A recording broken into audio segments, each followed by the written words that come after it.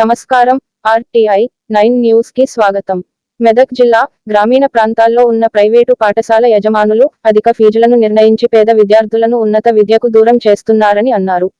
పాఠశాల యాజమాన్యం డొనేషన్లు, అడ్మిషన్లు పేరిట స్టేషనరీ అధిక ధరలకు పఠ్య పుస్తకాలను విక్రయిస్తున్నారని, మోసం చేస్తున్నారని ఆవేదన వ్యక్తం చేశారు. నిరుపేద విద్యార్థుల తల్లిదండ్రులను నిలువు దోపిడీ చేస్తున్న ప్రైవేటు పాఠశాల యజమానులపై ప్రజాప్రతినిధులు, ఉన్నత అధికారులు దృష్టి సాధించాలని అన్నారు. ఎస్సీ, ఎస్టీ, బీసీ, ప్రజా విద్యార్థి సంఘాలు నాయకులు, ఎల్హెచ్పిఎస్, ఎంఎస్ఎఫ్, ఎంఆర్పిఎస్, రాష్ట్రు గల బాలరాజ్, ఎం నాగరాజు గౌడ్, జిల్లా నియోజకవర్గ నాయకులు శివ, మహేందర్, రాహుల్, మున్నా, గోపాల్ నాయక్, యాదగిరి, ఎం రవి, కృష్ణ, రాజు, ప్రభాకర్, అశోక్, కిరణ్ తదితరులు పాల్గొన్నారు. RTI 9 news reporter Manne Mallesham.